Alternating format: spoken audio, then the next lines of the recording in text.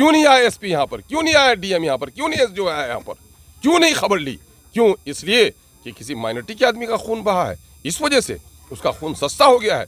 मैं कहता हूँ कि रंग रूप जात पात देखकर ये मत देखो, जुल्म जिस पर भी हुआ है, चाहे वो दलित हो, अगड़ा हो, पिछड़ा हो, उसका धर्म कोई भी हो, उसके इंसाफ के लिए उठना हुकूमत की भी और जिम्मेदार नागरिकों की जिम्मेदारी है कि उस पर उठे। एमआईएम अब क्या शहबाज के परिवार को इंसाफ दिलाएगी? एमआईएम की पूरी लड़ाई है। आपको समझना चाहिए कि एमआईएम सत्ता की राजनीति नहीं करती है। एमआईएम इस मुल्क में शांति के लिए इंसाफ को लाजिम समझती है। खून किसी का बहे, जात कोई हो, बिरादरी कोई हो, रंग कोई हो, उसके इंसाफ की लड़ाई लड़ने में अगली पंक्ति में अगर कोई पार्टी रहती है तो बैरिस्टर असदुद्दीन ओवैसी के खादिम और सरबराह रहते हैं।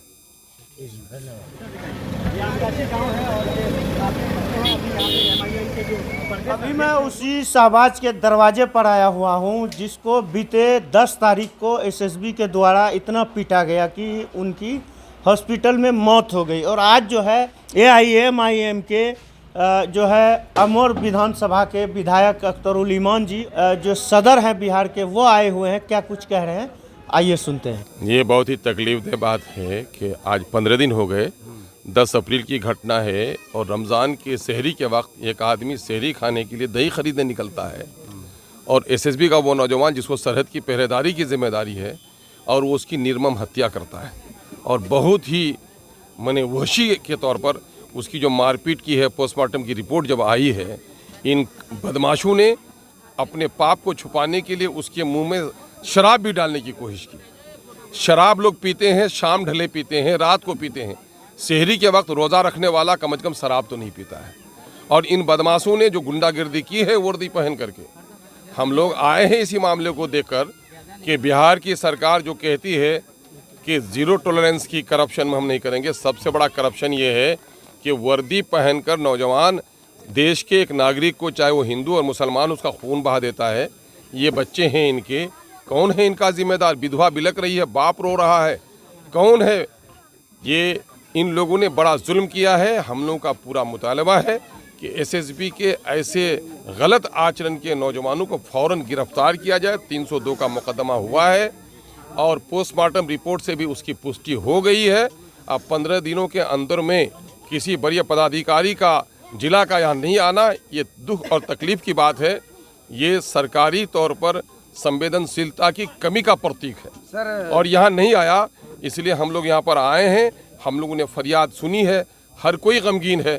मैं यहाँ के मुखिया संघ के तमाम तर लोगों को, हमारे और दूसरे जो साथी हैं, रहमत बाबू हैं, मुन्ना बाबू हैं, सब लोगों को मुबारकबाद देते हैं कि सब लोगों ने साझा प्रयास किया, तब 302 का मुकदमा हुआ, वरना पुलिस भी मुकदमा दर्ज नहीं कर रही थी। आखिर क्या वजह है कि इस तरह के मामले को, और पिछले दिनों में भी बटराहा में जो वाक़या हुआ है, बीच में कई वाक़यात हुए हैं, इसमें ज़्यादातर माइनॉरिटी के लोगों को लोग निशाना बना रहे हैं। ये तहकीक की बात है कि एसएसबी में के वर्दी में कौन लोग छुपे हुए हैं जो लोग माइनॉरिटी के लोगों को निशाना बना रहे हैं। इसीलिए हम लोग इसको बहुत गंभीरता से देख रहे हैं। सर, जिस तरह भारत के देश में सबको मौलिक अधिकार है, समानता का अधिकार है, किसी भी धर्म और जाति से हो, लेकिन इस बात की पुष्टि भी हम लोग नहीं कर सकते हैं कि आप मुस्लिम को टारगेट सीधा कर रहे हैं, लेकिन कहीं ना कहीं किसी भी धर्म के लोगों को इस तरह से मारना बॉर्डर पे, वो नागरिक मैं कह रहा हूँ किसी भी जात, किसी भी धर्म का हो, वो भारतीय है।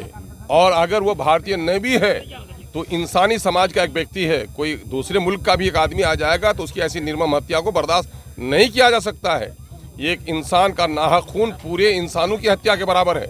जिन जालिमों ने हत्या की है, इन हत्यारों को फौरी तौर पर गिरफ्तारी उनकी हो, उनकी नौकरी से उनको मुअत्तल किया जाए और उनको फांसी की सज़ा दी जाए। इससे कम पर हम लोग तैयार नहीं हैं। हमारा मुतालबा है कि एसएसबी की जिम्मेदार सरकार वो जो है वहाँ पर उनको 20 लाख रुपए का मुआवजा इस विधवा को दे, इन बच्चों की पढ़ाई और इसके जीवन यापन की जिम्मेदारी ले। ये मुतालबा हम लोग करने के लिए आए हैं।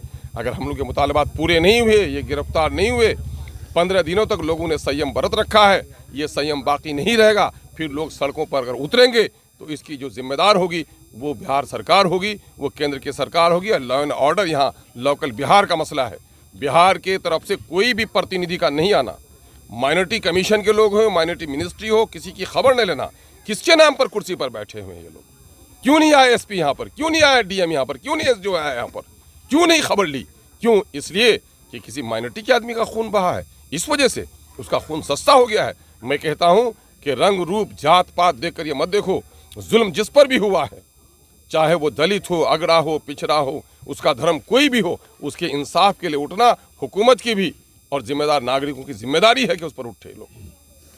सर लास्ट सवाल ये है, AIMIM अब क्या शहबाज के परिवार को इंसाफ दिलाएगी? MIM की पूरी लड़ाई है। आपको समझना चाहिए कि MIM सत्ता की राजनीति नहीं करती है।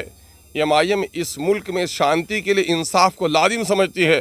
खून किसी का बहे, ज़ात कोई हो, बिरादरी कोई हो, रंग कोई हो, उसके इंसाफ की लड़ाई लड़ने में अगली पंक्ति में अगर कोई पार्टी रहती है तो बैरिस्टर असदुद्दीन ओवैसी के खादिम और सरबराह रहते हैं।